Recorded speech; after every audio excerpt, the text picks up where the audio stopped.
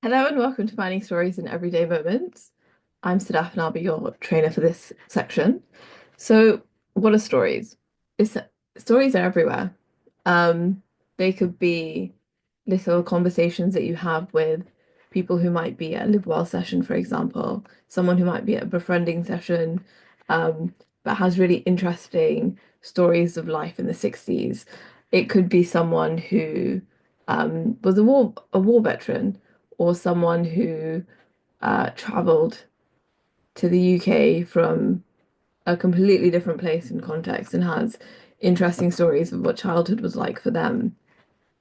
In this session, we'll go over what these stories might look like and how they can be translated into film, but also what makes a good story, um, and how to be mindful of good storytelling whilst also capturing authentic moments, and keeping a balance between the two because it's so important. So, firstly, what makes a good story? All good stories have, to some extent, a relatable character. Often, this is someone who's facing a challenge. Um,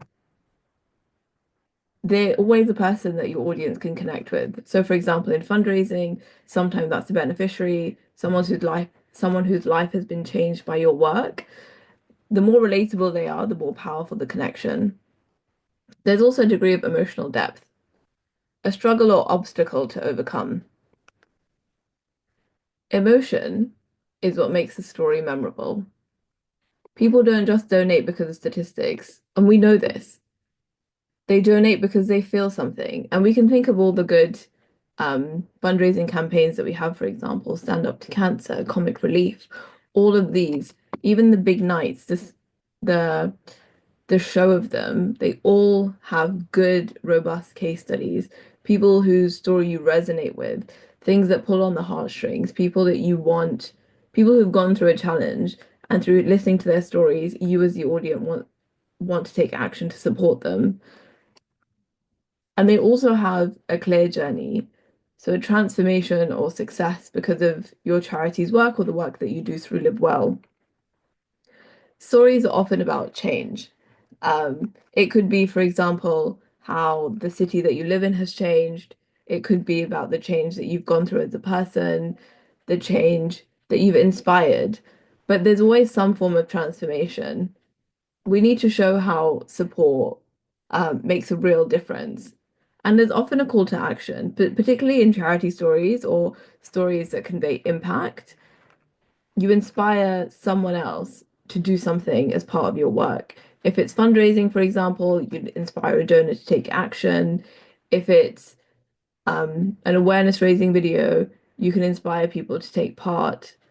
You can inspire people to do actions in different ways. But there's always something that you want the audience to leave with, even if it's just a feeling. There's there is some action that you'd like them to take. And this is because a great story isn't just information, it moves people. And often, for example, when it comes to like charity videos, it makes people feel like they can be part of the solution. And then often there needs to be a sense of urgency. So, why does this story matter now? If people feel like they can help, then they'll act. And adding urgency encourages immediate action. And this could be, for example, volunteers, not necessarily just the people that you might want to inspire to come to a service. It could be people that you want to volunteer. It could be people that you want to support in terms of partnerships, to leverage relationships. But if there's a sense of urgency, then they're more likely to act fast. A strong story connects, inspires, and creates change. By using these five elements, relatable characters, emotional depth, transformation, a call to action, and urgency, you can craft stories that truly move people to support your cause. So when you have this story, what does it look like next? In film, we often storyboard, which is essentially just the act of taking your story and breaking it down shot by shot. So if I have someone and they're at home and they might be feeling lonely, for example, and they receive a call from a befriending service, what does that look like shot by shot? Um, and storyboards are a great way to help you plan out what your content will look like. They can also help you plan out what you're going to film and how your story will develop. And this could be very granular details, like, are you going to have a close-up of someone's face? Where will they be sitting? Sometimes, what will they be wearing? Will they have a cup of tea in their hand? Will they have a phone? Your storyboard lets you break out everything or break down everything into very small chunks so that when you get to filming, that your editing process will be easy, but also you account for anything that you might not have expected as part of this process. If there's a transition shot, for example, or something that you feel like is needed in your storyboard, then you can account for it when you do your filming. It's a really great planning tool, but it's also very important to remember that a good story is obviously everything. It's vital, and planning is key to translating a story, but nothing replaces authenticity. And authenticity, as we all know, it can't be forced. It has to just be observed. So instead of staging moments, we also encourage keeping your camera ready and looking for genuine emotions. A simple thank you, a handshake, or even a quiet moment of reflection can be really powerful in your content. So when you're trying to capture real impact, there's a couple of things that we recommend. Firstly, be observant. Look for real emotions in everyday moments, and often this is just by taking a step back and watching, seeing how people interact, seeing the things that naturally make people smile.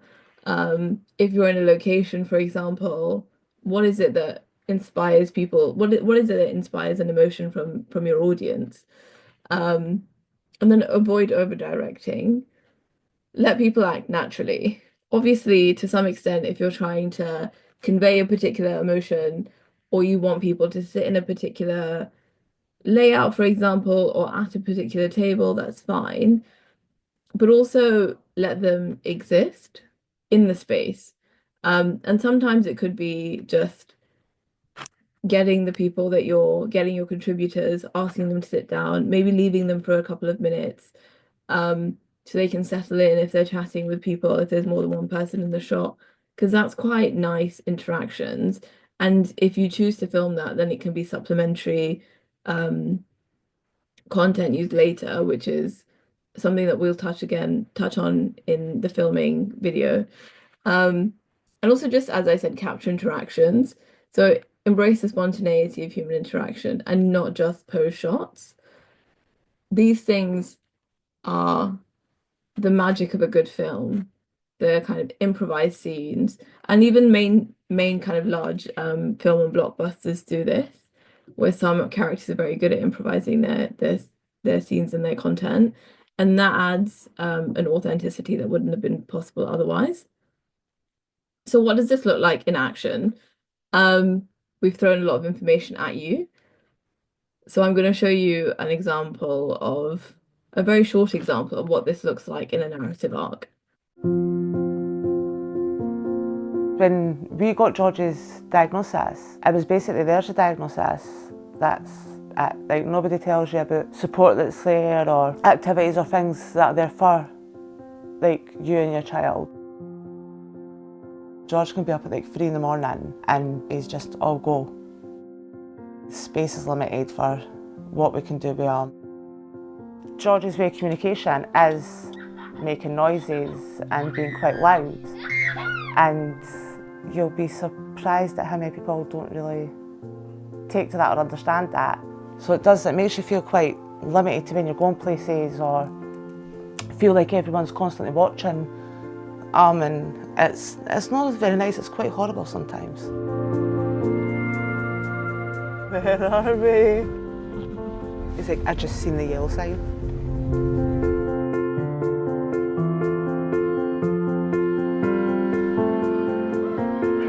When you walk into the yard and you open that door that George is so very patiently waiting at, he gets there and he's just a completely different person. He's just total happiness for the minute he goes in.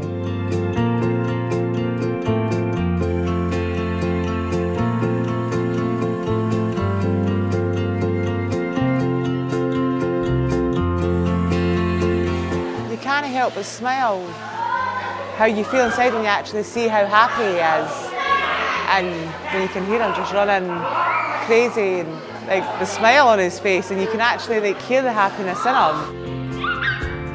The workers that do these courses and learn everything and use their time to like make these children feel like they can do anything and play and just have the support that they give you, it's 100%.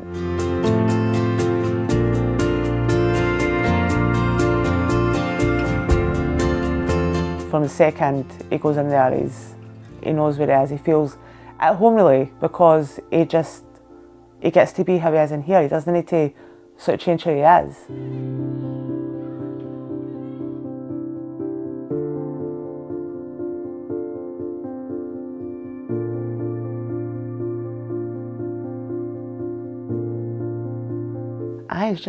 I don't think it's hard to describe because he's just, to me, he's perfect.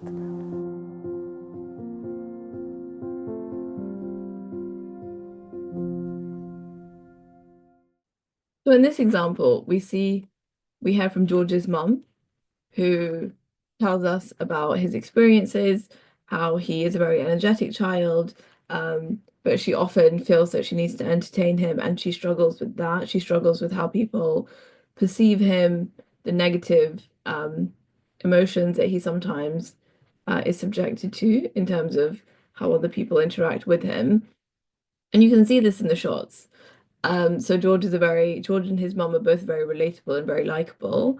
The start in terms of the way that the film is. We're in their home, we have a sense of familiarity with them. We're at eye level. There's good lighting.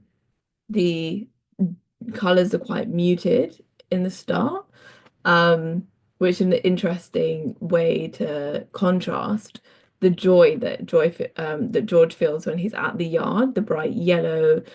His demeanor changes. He's very energetic. He sees the yellow sign. His mum makes a note of that. Um, and then he's energized, and like I said, his demeanor completely changes.